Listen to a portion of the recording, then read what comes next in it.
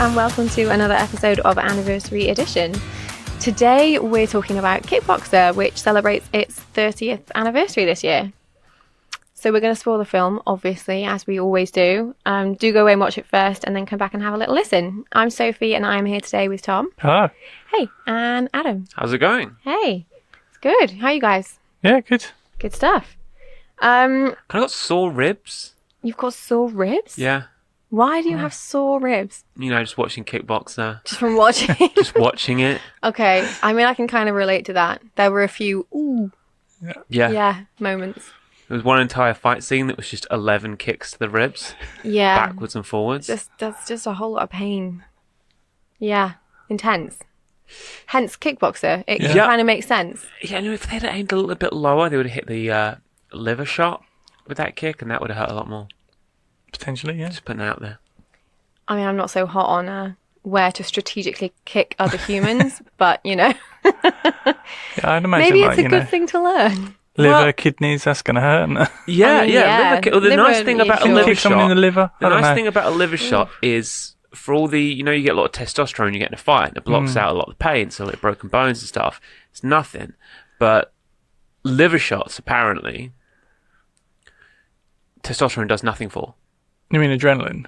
Adrenaline, yes, sorry. Why did I say testosterone? I meant adrenaline. I can imagine there'd be a lot of testosterone in that kind of fighting environment. Yeah, but sorry, I do mean adrenaline. Yeah. My bad. Okay.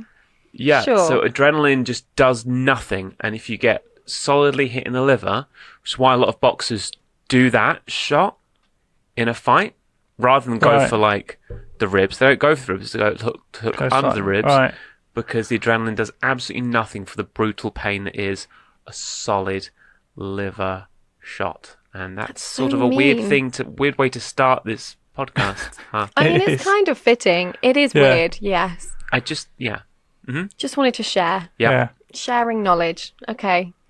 Well, to give an overview then of the film, it's a 1989 American martial arts film produced and directed by Mark DeSalle and co-directed by David Worth. I've written a little synopsis. Hope everyone enjoys. Seeking vengeance on the fighter who paralyzed his brother, Kurt Sloan embarks on an intense training regime to ready himself ahead of the biggest fight of his life. That's good. It's better than the one on IMDb. Oh, thank you. Tom Paul. Thank you. Get me Tom Paul. So, top line kind of vibes of this, Well, Tom? I think you should go first. Me? Because Okay. Adam and I had seen this before. Okay, and I hadn't. And you hadn't. Sure. I actually quite enjoyed this. Did you really? I did, yeah. That's interesting. I wasn't sure if I was going to, and initially I was a bit like, oh gosh, I don't know if I'm in the headspace to watch this. Yeah. But yeah, it's short. Yeah. Always a bonus. Always great. Yeah, I liked it. I did. I thought it was it was interesting enough story that I wanted to keep watching and find out what happened. It was like neatly tied up as well, a little bow on it. Yeah. Or a little kick. Yeah, I thought the fight scenes were good. Interesting. I do have some thoughts on the fight scenes that we'll share a little bit more later. Okay. But yeah, I enjoyed it. Interesting. Okay. Interesting. Tom? Did you not think I would? Well, no. You weren't sure? I wasn't sure. Okay.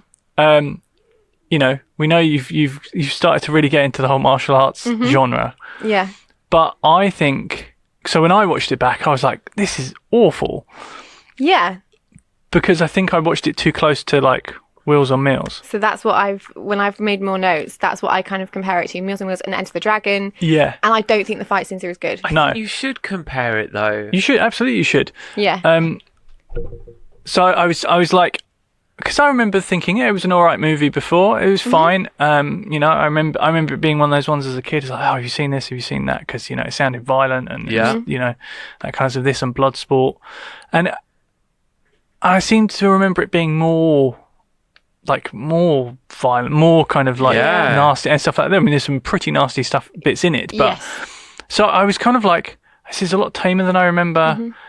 And I think when you've watched that Jackie, Samo, Yun trio at their peak against Benny and like all of that stuff, and it's shot so well, and then you watch this, and you know Van Damme's a good martial artist, he's a good mover, but I think this is shot really badly. Yeah. And I think that's its biggest failing. The fight sequences are really badly shot and edited as well. And I think that undermines its biggest selling point. Okay. So that was kind of like coming back to it. That was kind of like, oh wow, I didn't think it was going to be this bad, and I think it's made worse by the fact that we've watched it in close proximity to a really great martial arts movie. So that's what I felt. So then I was kind of like, oh wow, what are you going to feel about this? Because it's something you haven't seen before. So this is intriguing. So I'm in a way, I'm actually I'm really pleased that you did quite like it. Yeah, I don't think, obviously we'll get into more detail, but I don't think it's as good in terms of the fighting. I don't find it, because I think the thing that I've liked about the martial arts films is that I love the choreography and the speed. Yeah. And the skill in that. And this doesn't look like there is as much skill. No. Or as much, the fight scenes aren't choreographed in a, the other ones aren't balletic at all, but they're refined. Right. Whereas this is a little bit more, I don't know, they're just not as impressive to watch. Yeah. To me. Yeah. But that didn't take away from the fact that I actually still enjoyed watching the film. Oh, that's cool. I probably wouldn't pick it up and watch it again tomorrow. No. I mean, yeah. Adam, how about you? I'm very excited about this because this is the first time we've ever had a film that Tom and I hate that you like, Sophie. Huh? You hate this film? It's absolute trash. Oh, I mean, it's not Rocky a great with film. feet, but worse. Is it not the Karate Kid? With feet, but worse than the Karate Kid. Oh, yeah, for sure. It's laughable choreography. Yeah. Yeah, well, we all agree that the choreography isn't. The cinematography is very bad. The acting's very bad. Yeah. The plot's very bad. The plot is writing's very bad. The plot is a very common, very generic Hong Kong movie. Well, it's vengeance, right? Yeah. I mean, there's a couple of Jackie Chan movies that have almost, I mean, with not necessarily the tournament element of it, but certainly someone kills a relative, I'm going to go and learn a martial art and then take them out. That's a very common thing. And there are some absolutely great ones that I'll no doubt have to dig out and show you at some point. But yeah, it is kind of that. Yeah. I mean, it's much more basic. I can't think of an element of Kickboxer that isn't just laughable. Yeah. I mean, even the budget 80s rock and roll soundtrack. Hey, come on! It's Stan Bush. You cannot criticize Stan Bush. He wrote "You Got the Touch." I'm so surprised that you hate this film. I think it's difficult to hate something that you respect so little. Wow. Okay, fine. Interesting. I don't think Kickboxer ever tried to be a good film.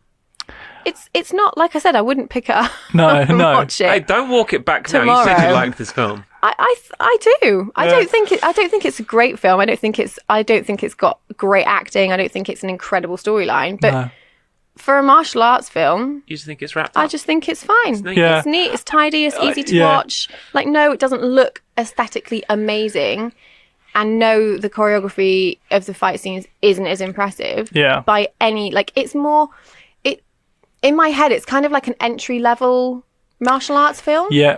And then I kind of feel like when you watch things like Enter the Dragon and Wheels on Meals, everything's elevated. Yeah. The slickness of everything. That's a great way to look at it, I think. And I think that's a lot of these movies performed that function. Because this was originally intended to be a Chuck Norris movie. Oh, okay. But I think that a lot of people who got into Van Damme and stuff like that then went to look for more of the Hong Kong stuff. It's so much more accessible because you aren't watching subtitles. And I think for someone like me who doesn't watch martial arts films, we've done it the wrong way around almost. I feel like if I'd have seen this first, I'd have been like, oh, okay, I'm more intrigued to watch martial arts films. Whereas I think Enter the Dragon was a much bigger hurdle because there were subtitles and it's not as... were they in the one we watched? Yeah. I think there are some, There's some. Some of it's dubbed, And it's just, the storyline's more complex and it's just, you have to really want to watch the film. Yeah. Obviously, I had to watch it because we were doing the podcast on it. Yeah. But if I'd have been watching that like just had it on in the afternoon, something like Enter the Dragon, I probably would have turned it off. Interesting. Before I got to the fight scenes. Whereas with this, I probably would have just been like, oh, I'll just have it on the background. Yeah. Because it's so much more accessible for someone who doesn't watch martial arts. It is, yeah. So that's, I think, why I'm like, I like it, because it is accessible and it opens up a whole genre of films that I think is very easy to be really closed off to if you aren't into them. Yeah. And there's almost like a little subgenre of really low budget American martial arts movies, most of which are horrendous. There's one in particular called Miami Connection, which is legendarily bad. But then that throws up some absolute gems every now and then. I think one of Kieran's favourite films is a movie called Drive, which is this American martial arts movie. It's got some Hong Kong people in it as well, and that's a great movie. I think it's just come onto Amazon Prime, actually. But there is like this weird little subgenre of a bit like Sharknado and Birdemic and movies like that, where people enjoy them because they're kind of bad. Yeah. Oh, I can totally see why people would watch this. So I think this is starting to fall into that category. Yeah. Of kind of the it's good because it's not good. Yeah. That makes sense. Yeah. When did you guys first see this? I think probably in my 20s, because I probably discovered Jackie Chan first. Okay. And then my wife was always more of a fan of Jean-Claude Van Damme than I was. So a lot of his movies I've watched because of her. Okay. And I think this was one of them. Right. One of those ones that I would have watched. Adam, how about you? Probably in my teenage years. Okay. I did a bit of kickboxing and taekwondo when I was maybe 14, 15. Mm-hmm. So I probably would have watched it around then, because I'd been like, oh, wow, I do that. Yeah. Let's watch this movie. Hold on. Wait. No, stop. No. You didn't like it when you watched it when you were young? It's not even good kickboxing. I mean, I have no reference, so I wouldn't know if it is. I mean, surely you can watch it and realise that. It's like watching a Rocky movie and knowing anything about boxing and realising that they'd stop the fight. Yeah. 2 seconds into every fight. But you just said, because you know a little bit about boxing, I don't know anything about that. No. Like, I don't watch boxing. I don't watch. Like, I wouldn't know. They'd stop a fight. I think if you don't protect yourself in a fight, they stop it and you lose. Just full stop. Yeah. Oh, okay. So see, that's so new to me. When you watch anything like this, where someone punches someone in the face, then they get punched in the face, then the other person punches that guy in the face, then they get punched in the face, the referee would just be like, stop. What the hell are either of you doing? Yeah. Okay. First thing I tell you to do is protect yourself at all times. Yeah. You are now both disqualified. This fight is over. It's done. It lasted 4 seconds. And see, that chips in, though, to why you don't like this film, right? It's an element of it, certainly. Whereas for me, obviously, obviously I was watching it and I was like, surely someone should stop this. Yeah. But because I don't have that awareness of anything like that, like, that's not on my radar. So for me, I kind of like the martial art in question here is Muay Thai, which is Thai kickboxing, which is a very particular martial art. It's got this whole ethos behind it, and like they do a dance before the match, and there's this very specific type of music that gets played, which I think you hear a bit in the film, and that gets played while they're playing the bouts. And so there's a lot of kind of ceremony that goes around with it, and there's a lot of different technique. And so in my career, there was a time where I actually ended up filming a lot of martial arts tournament stuff. So I've seen and filmed lots of different martial arts, and I think hands down Muay Thai was always the most brutal one. Okay. And Adam's right, there's obviously a ref and there are rules and things like that, but someone described it to me that, you know, you can use your fists, feet, knees, elbows, and there's often a lot of like using your foot to push people away almost as a defense. Yeah. The knee is more to make a impact and hurt. Right. Similar with punches is to keep people at a distance. Yeah. But apparently one of the real strategies people use is they do lots of blows to like the brow area because it swells very quickly. Right. And this is really nasty. And then they use the elbow to essentially burst that bubble on the forehead.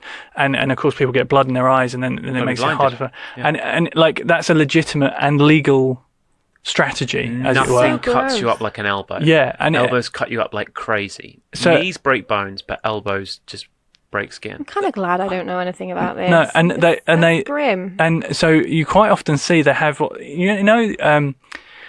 like Victorian irons, like the flat irons that you put in a fire. So they have those in ice. And then when the round finishes, if someone's starting to swell up, they literally have someone ironing the skin with a cold iron to bring the swelling down so that people can't burst the swelling. Right. So it's really brutal. That is brutal. Yeah. Why would you ever want to do that? I don't know, but one of the competitions I ended up filming, at the end of it, there was a young French girl who was a Muay Thai fighter, and I don't know if both her eyes were pointing in the right direction when she started the fight, but they definitely weren't when she finished it. And I was just like, I don't know, like you can cast so it's one of the most nasty. It's very effective. I wouldn't last very 5 effective. minutes. I got concussion once No. from my friend swinging her school bag around and hitting me in the head with books in it.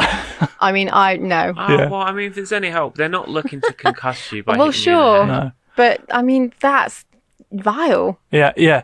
And there was one fight, literally like 15 seconds into the first round. It was a guy from Newcastle versus this Thai bloke. Yeah. And this Thai bloke, within I think 10 seconds into the first round, spun, elbow, jaw, broken jaw, done. And it was just like, Jesus, crazy, super quick. So it's kind of with this film. There's kind of like there are elements of it that aren't actually as brutal as you'd think they should be. They don't do it, rather the fight isn't, because it's not choreographed. But then there's other stuff they do later on, like with the bandages and the glass. Yes. Which is like really nasty. Mm-hmm. Yeah. But I can't watch that scene without thinking of Hot Shots Part 2, where they spoof it and Charlie Sheen, with gummy bears. Yeah, he wraps his hands. He wraps his hands with the things and dips it in caramel, and then like M&Ms and gummy bears.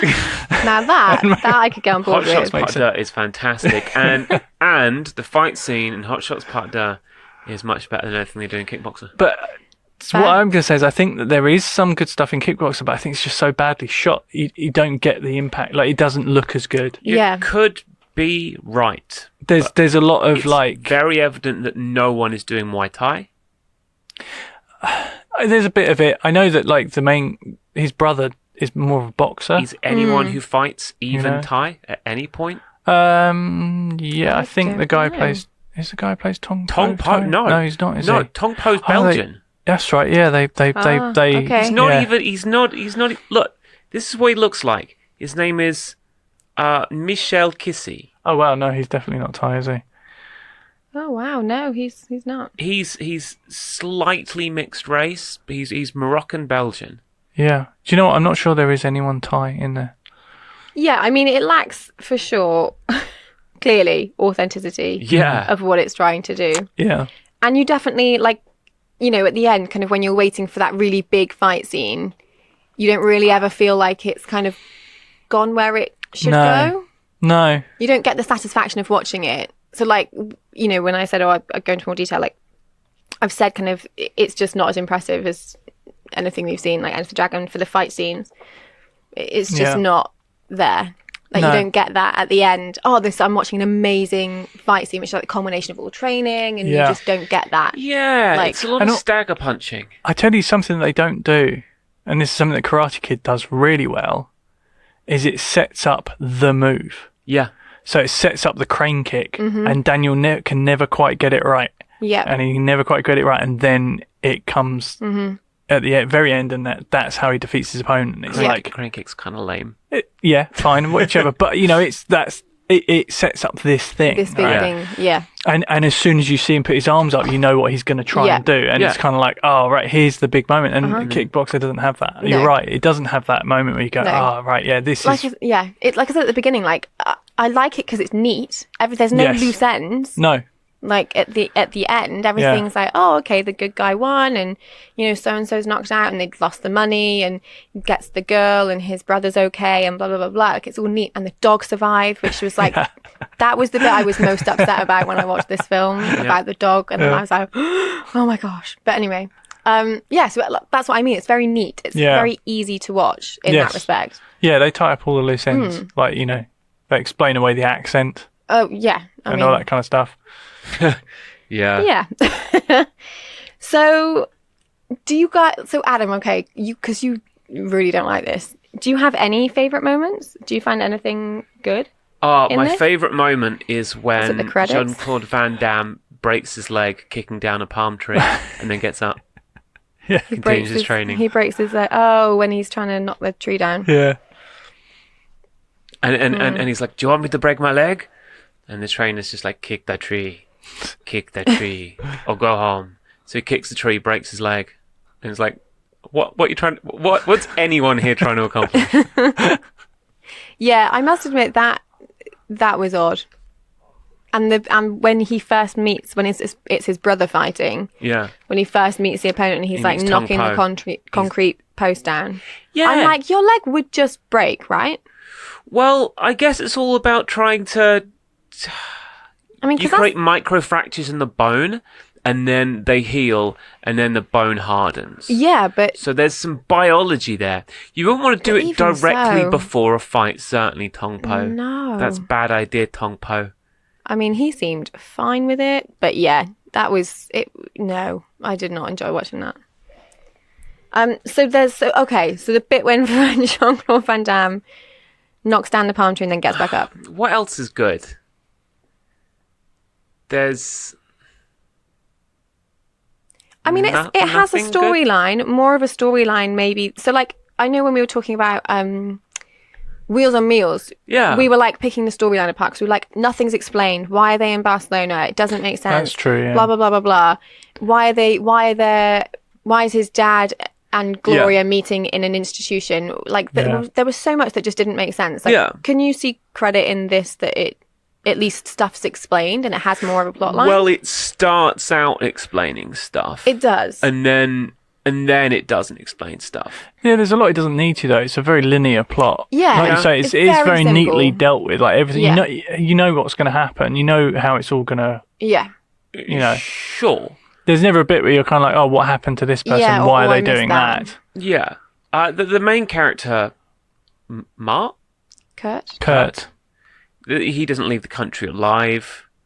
Neither do any of the protagonists. At all. That's true. There's no kind of like... There's no chance. They wouldn't leave the arena. They're dead. Oh, okay, yeah. Yeah, I mean, they don't really kind of... They don't deal with that, sure. Yeah, the mafia element of it, I suppose. They're dead.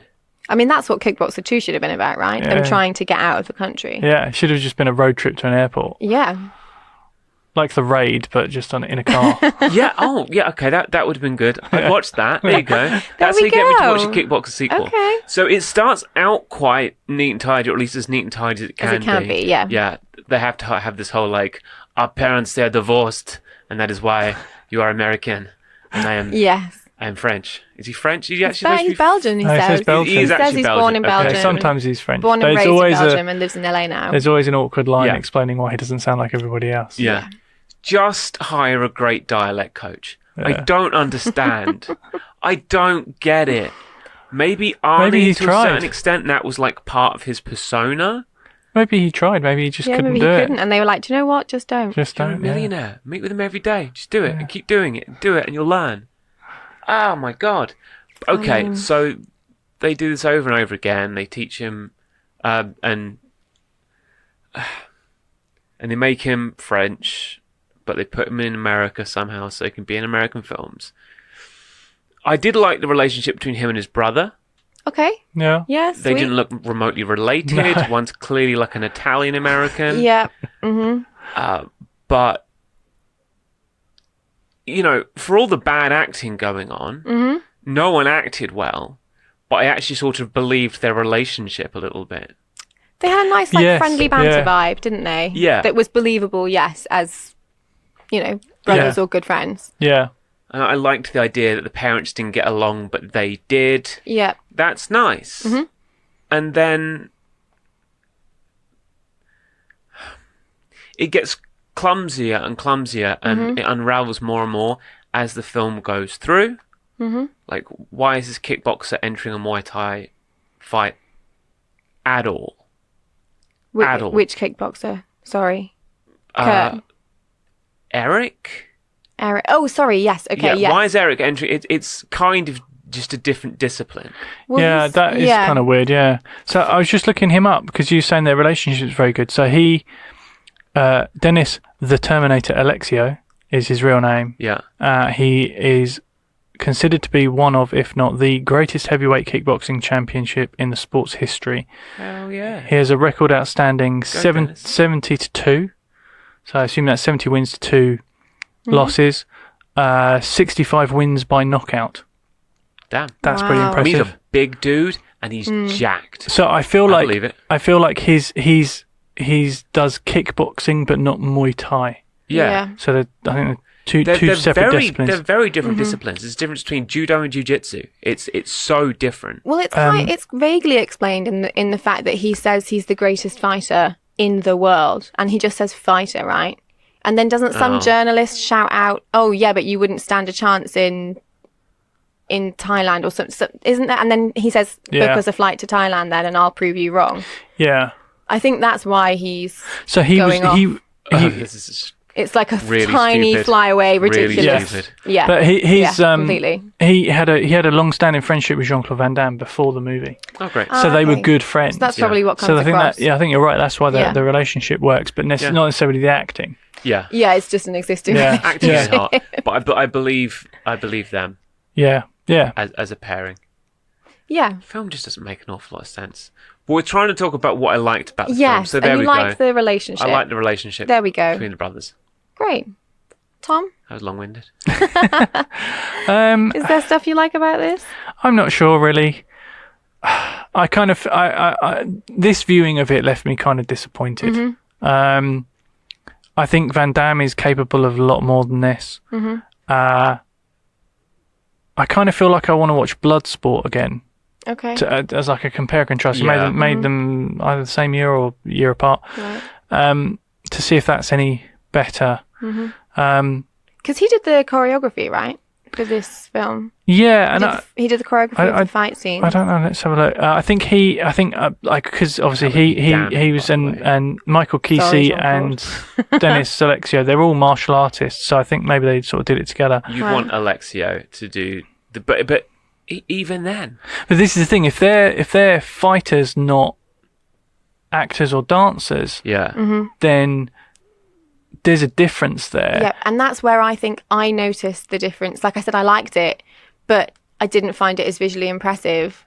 Yeah. And it's not as aesthetically enjoyable. Yeah.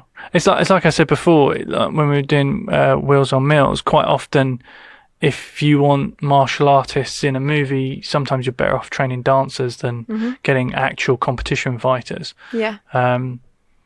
Well, it's the same premise, like, if you're working with, actors who don't dance. Yeah. And you have a director work with them versus if you have actors who don't dance and you have a choreographer work with them, you pull out different elements. Yeah. You're always going to. And generally speaking, the choreographer will pull out, even if you're just doing blocking, the choreographer is going to pull out more, I keep using the word aesthetic, but a better aesthetic. Yeah, you were right. Jean-Claude Van Damme did indeed do the fight choreography. Oh, okay. But what they don't have that Hong Kong movies have is Hong Kong movies often have an action director. So they actually have, it's almost like a second unit, but they have someone who specialises in filming fight sequences and actions. And quite often that was Jackie or Sammo themselves. That makes total sense because there's no, like how you get peaks and troughs in the other films that we've seen in Enter the Dragon and Wheels and Meals. You get these kind of these moments where there's not a fight, and then you get this kind of really like beautiful scene where there is a fight, and the pacing changes and everything kind of lifts and is elevated, and then it drops back down. That doesn't happen in this. No, so, it's like, kind of fairly steady and even all the way through. Very static, which would make total sense as to why, like, if they didn't have a unit specifically focused on that. Yeah. Yeah, it is very kind of just linear. Get the job done, I think. Yeah. I've been looking at my notes. Okay. And I have a note here that I wrote down, and I don't know why I wrote it. Okay. And I don't know what I'm referencing. So I don't know if you can help me, because I can't remember. And I've literally just written 3 words, and they are jungle survival quiche. Do you know what I'm talking about there? Oh, yeah. So, Jean-Claude's black friend, who is a arms dealer? Winston Taylor, I think is the character's name. He's an arms dealer? Taylor. He makes a jungle survival meal out of cobra heads. Oh, right, okay. And it's just like it goes on in the background. And when he talks about like he hasn't cooked in ages, right? Yeah. Right. Okay. It's just probably weird. that. I was just reading that. Like, why have I written that? It's just weird. Yeah. Why would Jean-Claude Van Damme choreograph this?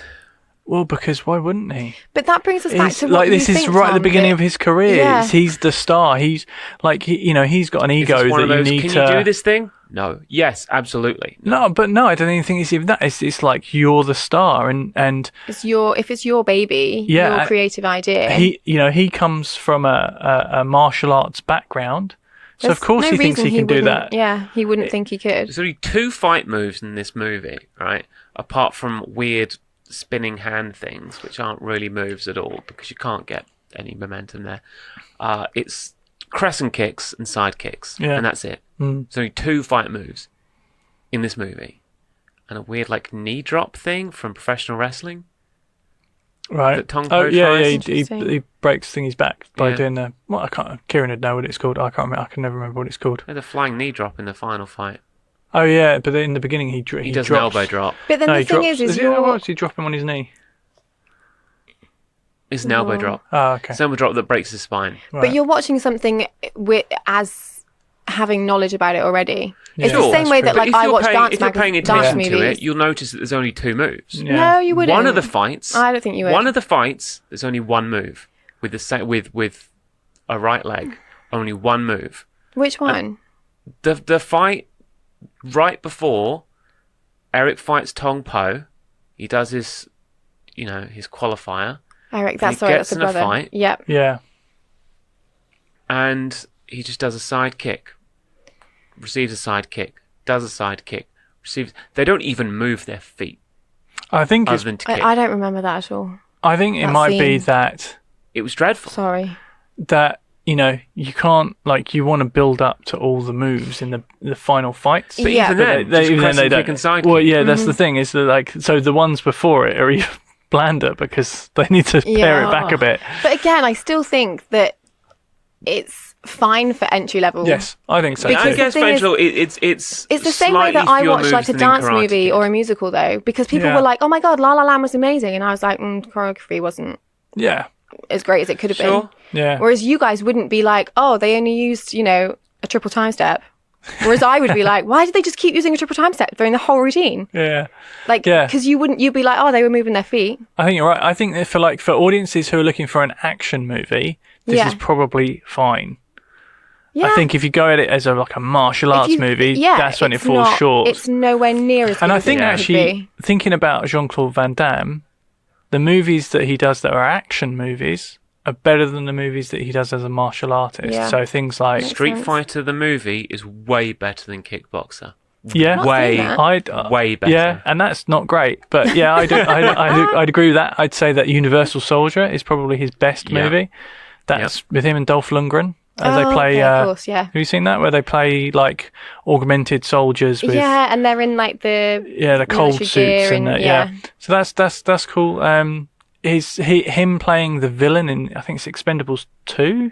Oh, Is it 2? It is 2, Might isn't be it? 2, yeah. Yeah, it's 2. Oh, yeah, it's 2 because Mel Gibson was villain of 3. Yeah, and that's great. Like, you know, the fact that he wasn't, like, you know, he was like, no, I'll be the villain. Yeah. When everyone else is like, I need to be a hero. All the classic JCVD. Yeah, like jumping moves. Splits and all that kind of stuff. I just think this is just not a martial arts film. Yeah, I think you're right. It's an action movie. Yeah. I think that's the way to look at it. And if you look at it as that, it's fine. Yeah. As an action movie, does it have any action? Like, or enough action? Yeah. It's a little slow for an action movie. And there's this weird romance line that's very... It's very throwaway. It's quite problematic. Yeah. There's a lot of... So some of the other notes I had is there was a lot in this that wasn't dealt with very well. Right. Like the romance and the, you know, the mafia stuff and the rape. And there's lots that's not handled particularly well. It just lacks refinement. Yeah. In so many ways, I think. Like this movie, very low budget. Had a budget of $1.5 million. Okay. Its gross in the USA was 14.5. Good return. So you know, it made 10 times its budget almost. So you know, it did really well. Did this come out before the Karate Kid or after? After. Karate Kid was 84. Because it's got that very, like, you know, Mr. Miyagi vibe. Yeah, they all have. I mean, yeah. There's probably one of the quintessential Jackie Chan movies is from 1978. Okay. 79, called Drunken Master. Right. I think it's 78, and similar story, and it's great. And but you know, even that then by that point was probably a cliched story in terms of Hong Kong movies. Okay. So, like I said before, it's a done thing. Okay. It's kind of a typical plot line. Right. And I think that Karate Kid might well have been like the first attempt at an Americanized version of that. And I guess like there might have been a couple of others. It's one of the most successful, right? Oh yeah, absolutely, assume. Yeah. Or maybe the most successful. Yeah, one of, yeah. So, yeah. Because even the training scenes, like when I was trying to think about sort of like favourite things, I was like, I like the training. Yeah. But it's not exactly where you want it to be. No. Like it's enjoyable to watch. Because again, for me, I don't know anything about like that type of thing and that kind of world. So I'm like, oh, it's really interesting. And like when they first start training, I was like, oh, it's got a bit of like a Tai Chi vibe. And then it just hasn't at all. When they started fighting more, I was like, oh, okay, maybe not. I do like a good training montage, to be fair. And this one had a little bit of character. Not as much as many films, more than some. Yeah. There's a bit of character there. There's a little bit there. You know, teaching him straight like pace by tying raw meat to him and setting the dog on him. Yeah, the stretching. Ooh. Yeah. I mean, I was just Yeah, I'm not convinced that's really how that works. It's really not. I mean, I used to do gymnastics, and I mean, sat in the splits. We used to just get a coach would just come and sit on us. Yeah. If we weren't like flat to the floor. There's the splits. There's a device you get for martial arts, which is essentially like a little seat that you sit on at floor level, and then you put your legs out, and there's two little foot holders at the end. Put your feet in it, and then there's a little winch between your legs, and you winch it, and it opens them up, and you just keep winching and winching and winching until you're parallel.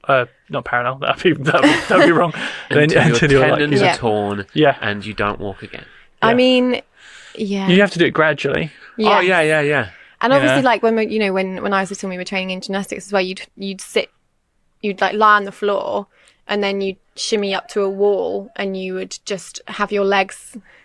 Like if you're doing side splits, like the way he's training there, and you just let gravity do its job. Yeah, I mean, I've seen like the Shaolin monks doing it, where they'll get the little kids in the thing, and another little kid will just stand on their thighs. Yeah, and it'll just it's crazy.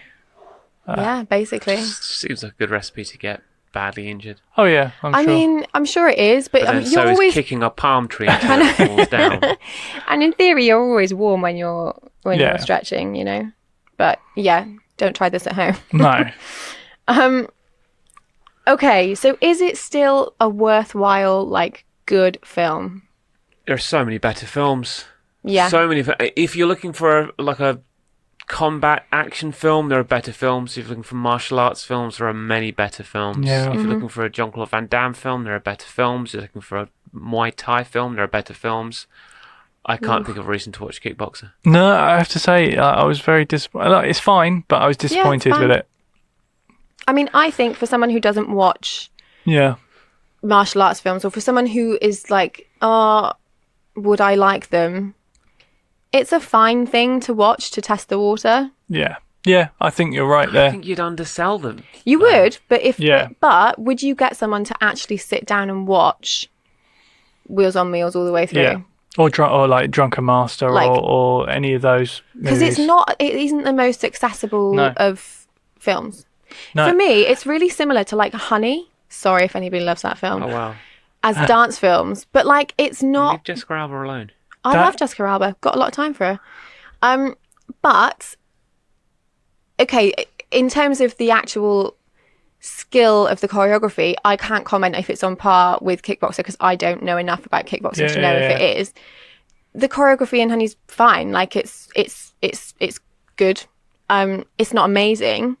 But it's a really easy to watch to kind of get you into the dance genre. We used to rent that movie out at Blockbuster so much. It was constantly out. Yeah, I can imagine. You only had one copy for some reason. Yeah, because films like that are good at opening up the door to a genre I think you're for people. Right. Yeah.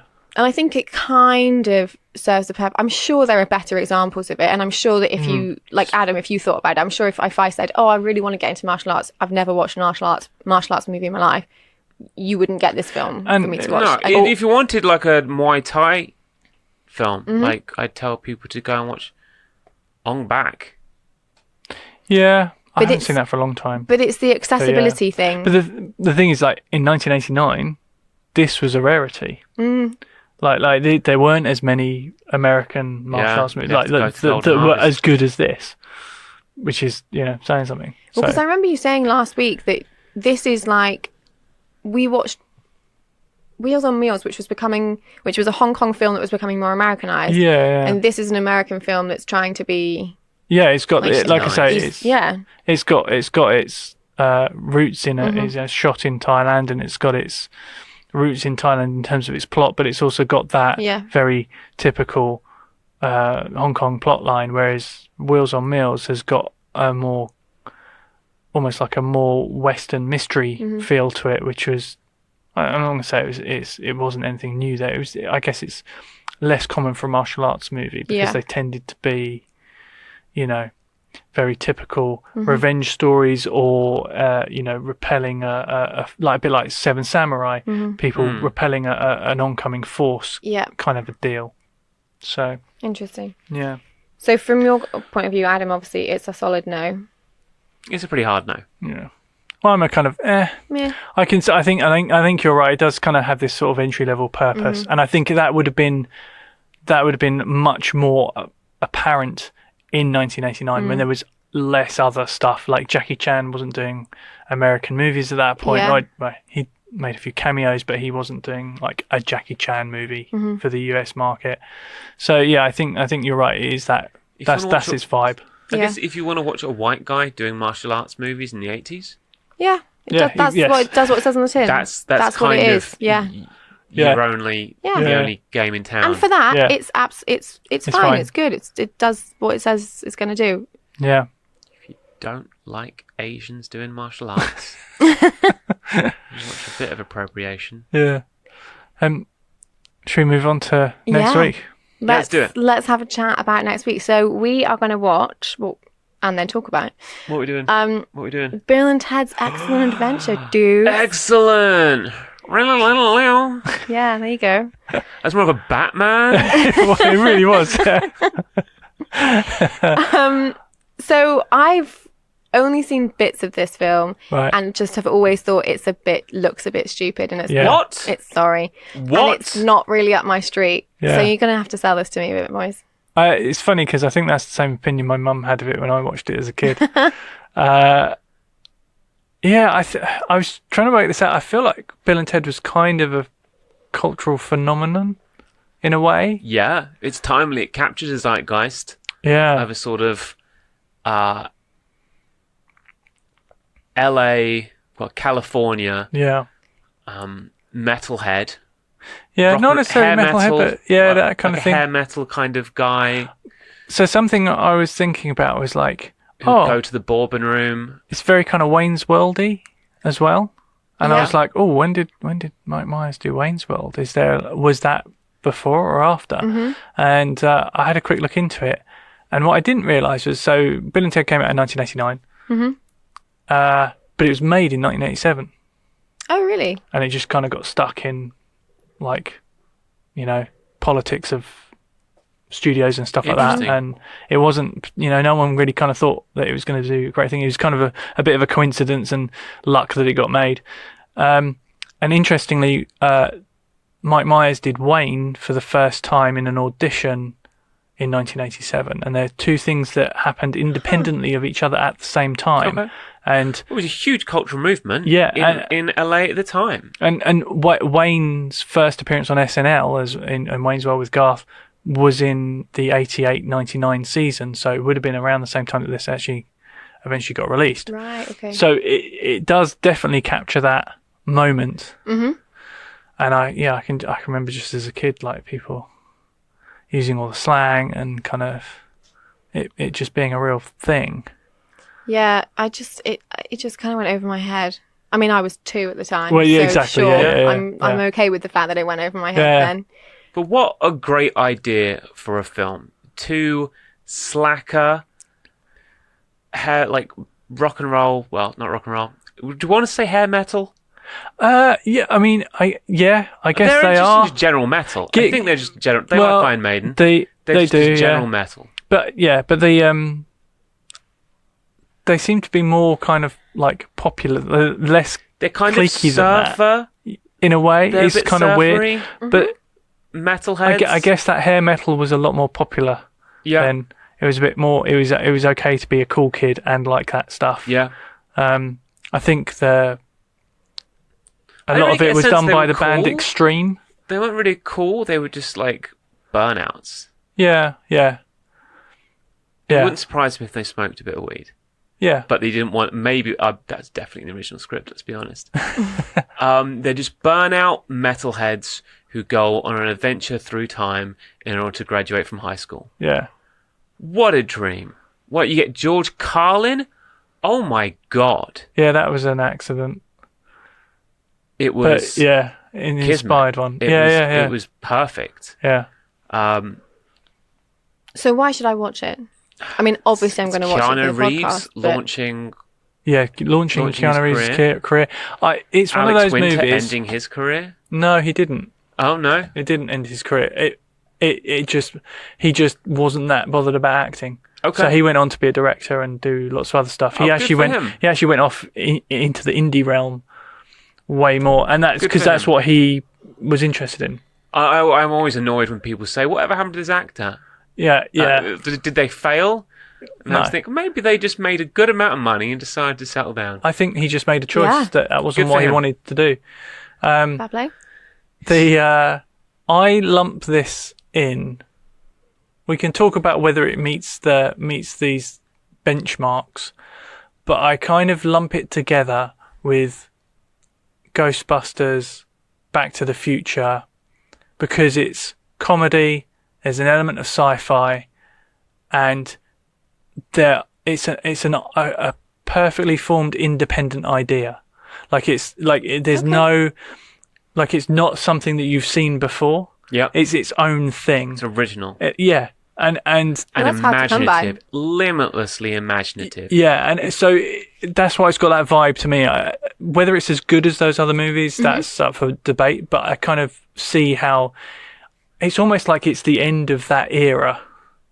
Right at the end of the 80s and the 90s. I think they were less daring. They take less risks. Risks. There's an element of the Wizard of Oz about it. Yeah, I can see that. Okay.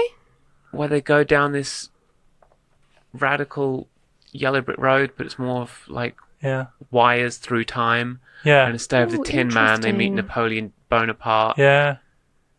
Okay. Well, if Napoleon's in it. Yeah. Napoleon's in it. Sigmund Freud's in it. Socrates is in it. Yeah. Billy the Kid's in it. Okay. Joan of Arc. You're kind of selling Joan it of to me. Arc's in it. Genghis Khan is in it. It's an absolutely harebrained, mad idea that probably shouldn't have ever been made because it was just too big a concept that was just executed so well. Now, is this an amazing film? No, I don't think it's particularly well shot. I think the effects are particularly good. The script is very tight, and I just think it's so much fun. It's wild. So I should watch this film because it's an original idea, it's executed well, and it's fun. Yeah. Okay. And it's that's pretty good. It captures this moment of the late 80s that I think it's just so of its time, and I think you'll find it interesting. Okay, well, I'm going to go watch it then. Awesome. Obviously, everybody else should go watch it too. Mm-hmm. And then join us next week when we have a little chat and dive in a bit more detail. Cool. Okay, thanks for listening, and we'll catch you then. Bye. Bye.